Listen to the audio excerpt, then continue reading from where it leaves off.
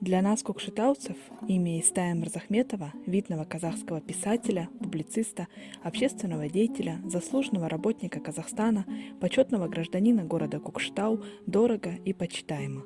Он был талантливым, неутомимым тружеником пера, неравнодушным исследователем истории родного края и его людей, пламенным общественным деятелем и просто скромной, обаятельной личностью. Истай Мырзахметов родился 15 января 1927 года в ауле Жанажол Щучинского района. Надо ли говорить о том, что это были трудные для страны годы? Аульный паренек с детства показывал задатки личности, изъявляя горячее желание во что бы то ни стало получить образование. Вначале это была аульная начальная школа, расположенная на центральной усадьбе колхоза, в которую приходилось бегать каждый день за 4 километра, чтобы в числе первых попасть в класс. Затем была Кандык-Карагайская 7-летняя школа. В год ее окончания Истаю исполнилось 14 лет. Семилетка в те годы считалась почти университетом. Грамотного Истая зачастую использовали в колхозе в качестве учетчика тракторной бригады. Ему приходилось и на плуге посидеть, и за рычагами трактора поработать. В 1943 году случилось несчастье. Он попал под перевернувшийся плуг.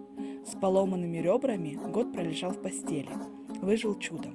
Тогда он еще не знал, что спустя годы эта понесенная в детстве травма так тяжело скажется на его здоровье. Среднее образование Истай Мырзахметов получил в Щучинской средней школе. Затем, в 1949 году, Истай Мырзахметов поступает на факультет журналистики КАЗГУ. После окончания учебы в 1954 году начинается беспокойная, но захватывающая журналистская жизнь. Началась череда по-настоящему творческих коллективов, причем ЕСАГА шел в своем творческом росте как бы сверху вниз. Еще в дни учебы в университете работал заведующим отделом республиканской газеты «Ленин-Шылжас». Затем перебрался поближе к дому, в Североказахстанскую областную газету «Ленин-Туа». Был период, когда он вновь вернулся в Ленин-Шылжас, но уже в качестве собственного корреспондента по Североказахстанской и Кокшетауским областям. В начале 60-х, когда был организован Целинный край, был приглашен на работу в краевую газету «Төнөлкеса», нынешняя «Арха-Ажара». Журналистскую карьеру Истай Мырзахметов завершил в Кокшетауской областной газете «Кокшетау Правдасы» в качестве заместителя главного редактора. Годы работы в журналистике были годами его становления.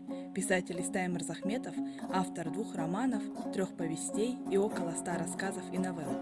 Все, что написано им, вполне достаточно, чтобы имя Истай Мырзахметов осталось в истории казахской литературы и в благодарной памяти земляков-кокшетауцев. Человек аналитического ума и энциклопедических познаний, он, как никто из писателей, сделал очень много для того, чтобы вернуть из небытия в нашу сегодняшнюю реальность имена великих сынов казахского народа. Благодаря неутомимым исследованиям и настойчивости Истая Мырзахметова мы имеем сегодняшние образы хана Аблая и его внука хана Кенесары.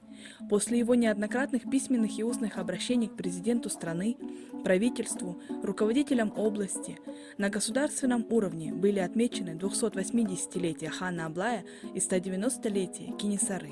Ряд населенных пунктов и улиц сегодня носят эти славные имена.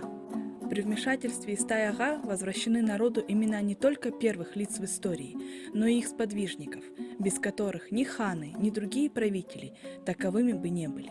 Один за другим из творческой лаборатории писателя выходили на свет объемные статьи и исследования о Наурызбае и Телемесе Батырах, советники хана Аблая Канайби и других выдающихся личностях.